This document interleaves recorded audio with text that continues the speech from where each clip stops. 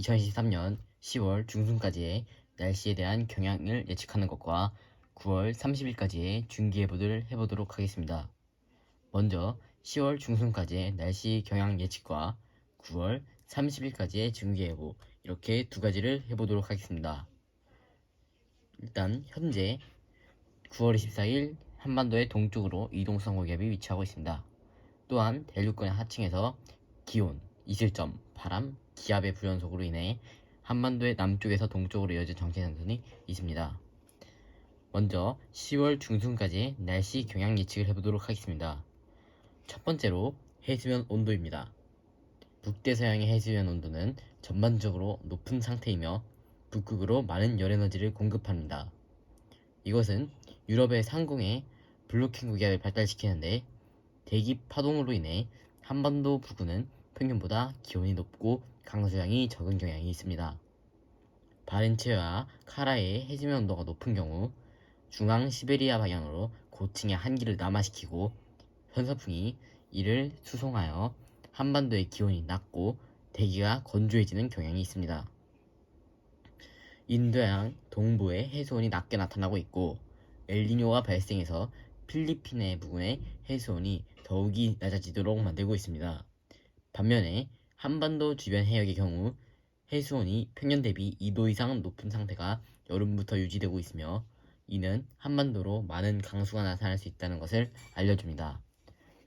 두 번째로 북극 해빙을 보겠습니다. 9월 24일경 북극 해빙은 평형 수준을 벗어나 적은 상태가 지속되고 있습니다. 이런 경우 북극 증폭이 발생하고 중위도로 한기가 남아할 수 있습니다. 세 번째로 북극 진동을 보겠습니다. 현재는 9월 23일 추분점이 지나며 북극 성층권 상공으로 극소용 도리가 형성되는 시기입니다. 8월 한 달 동안 대서양을 통해 난기가 북상해서 북극 진동의 값이 음으로 전환되었습니다. 그리고 9월 초 성층권의 한기가 지표로 침강하며 잠시 안정되나 북대서양의 높은 해수온으로 인해 10월경 많은 열에너지가 상승할 것을 예고하고 있습니다. 이러한 경우 한반도는 평년보다 기온이 낮고 강수량은 적은 경향이 그렇지 않을 가능성보다 더 큽니다. 네 번째로 눈덮임을 보겠습니다.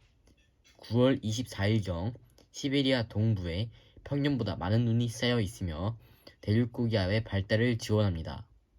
그런데 극동풍과 편서풍의 영향으로 대륙고기압은 남하하게 되는데 올해와 같은 경우 한반도의 북서방향이 아닌 한반도의 북동방향으로 남할 것으로 보입니다. 이런 경우 영동지역은 평년보다 강수량이 많은 경향이 있으나 한반도의 서쪽은 낮 기온이 오르고 일교차가 심해지며 건조해져서 강수량이 적은 경향이 있습니다. 다섯 번째로 500헥토파스칼 1기도에서의 기압계를 보겠습니다. 9월 11일부터 9월 17일까지 편차를 보면 유라시아 대륙의 우랄 산맥 부근부터 중앙 시베리아까지 평년보다 지위고도가 높게 나타났습니다. 이는 제트기류에서의 유입, 유출 지점에 해당하는 한반도의 방향으로 한기가 남아있다는 것을 볼 수 있습니다. 그런데 현재는 한반도 부근의 상공에 큰 온도차로 인해 제트기류가 강하게 위치하고 있으며 발생되는 이동성 고기압을 동서로 늘어뜨리고 있습니다. 따라서 기온이 높고 강수량은 적은 경향이 있습니다. 마지막으로 태풍이 한반도에 관여하는 상황을 보겠습니다. 적도 수렴대 부근에서 대륙권 상층을 일주하는 열대저기압의 고층 발산부가 현재 서태평양과 필리핀 주변에서 위치하고 있습니다. 향후 2주 동안 이 위치에서 태풍이 2개 정도로 발생할 것으로 보입니다. 태풍의 진로는 동남아시아 혹은 북서방향으로 이동하며 일본 남쪽 해상을 이동할 것이 유력합니다.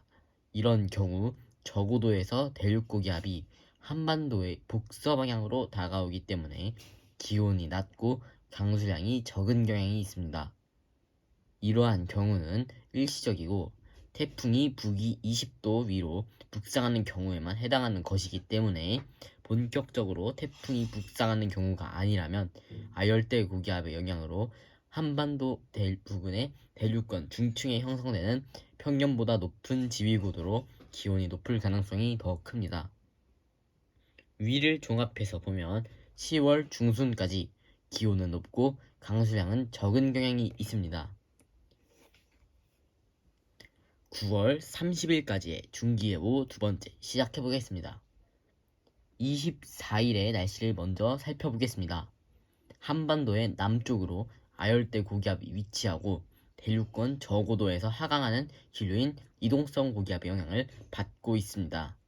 그런데 이동성 고기압의 후면에서 상공의 제트기류가 끊기고 한반도 북쪽에 위치하는 저기압의 영향으로 상층 발산장이 위치하고 있습니다. 따라서 24일 하루 동안 하늘에는 높은 구름, 즉 권충은들의 상층으로만 위치할 것으로 보입니다. 25일의 날씨를 살펴보겠습니다. 이날은 기존의 이동성 고기압의 영향권에서 벗어나고 새로운 기압계가 나타나기 시작하는 날입니다. 그 과정에서 저고도의 공기가 강제적으로 상승하며 저층과 중층에도 구름이 나타납니다. 그런데 서해에는 작지만 저기압성 순환이 나타나고 있습니다. 이것은 온대저기압, 열대저기압도 아니지만 중심 부근이 온난한 저기압입니다. 이 저기압은 대륙간 최하층에서 공급되는 온난하고 다습한 남동풍으로 인해 저기압성 파동과 불안정이 나타났고 상승운동이 활성화되어 나타난 것으로 보입니다. 이 저기압은 25일에는 한반도의 날씨에 영향을 미치지 않습니다. 26일의 날씨를 살펴보겠습니다. 서해에 위치하던 저기압성 순환이 한반도 부근으로 이동하며 강수가 예상됩니다.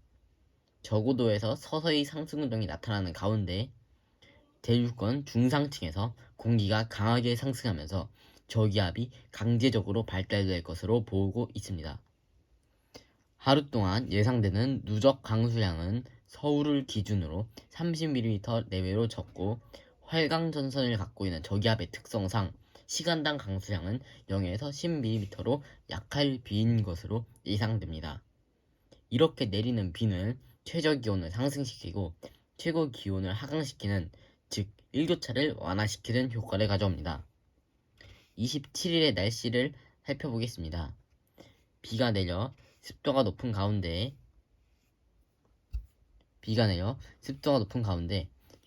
아침에 내륙을 중심으로 냉각되어 복사안개가 발생할 것으로 보입니다. 또한 동풍으로 인해 팬 현상이 발생되며 영동지방을 중심으로 강수가 예상됩니다. 또 저고도에서만 나타나는 형상이며 영동지방에 집중호우가 발생할 가능성은 낮습니다. 수요일인 27일에는 정오 무렵까지 저기압의 간접적인 영향으로 대륙간의 하층에서 층운이 있고 이슬비 정도의 약한 강수가 나타날 수 있습니다. 28일의 날씨를 살펴보겠습니다. 이날은 추석 연휴가 시작되는 날입니다. 그 전날과 마찬가지로 아침에 습도가 높은 가운데 내륙을 중심으로 안개와 하층운이 위치할 것으로 보입니다. 그런데 낮부터는 다시 새로운 기압계의 영향을 받아서 한반도 북서방향 대륙권 상층에서 한기가 지상으로 침강하고 있으며 오전 시간대를 제외하고는 맑을 것으로 보입니다.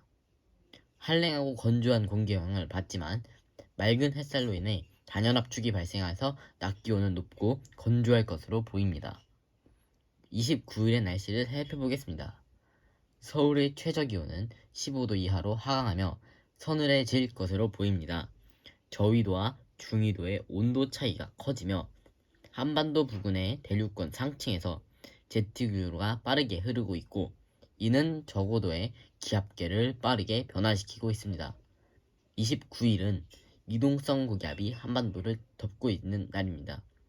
그런데 한반도의 북서방향에서 새롭게 남아난 한기로 인해 기존의 공기가 들여 올려지고 이러한 작용이 강한 대륙권 상층을 중심으로 공기들이 빠져나가는 상층 발산장이 위치해서 중상층에서 구름이 만들어질 것입니다.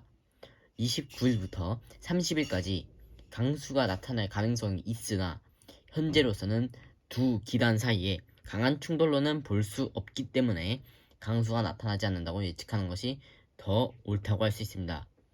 마지막으로 30일의 날씨를 살펴보겠습니다. 아침 기온은 15도 수준으로 서늘합니다. 여전히 중상층에 구름이 많으나 현재로서 강수를 예측할 만한 면직적인 기온과 이슬점의 분포는 아니며 30일 늦은 오후부터는 대체로 맑을 것으로 보입니다. 추가적으로 현재 날씨 추세, 즉 기온은 28일 밤부터 꺾이며 29일부터는 지금보다 더 서늘해질 것으로 보입니다.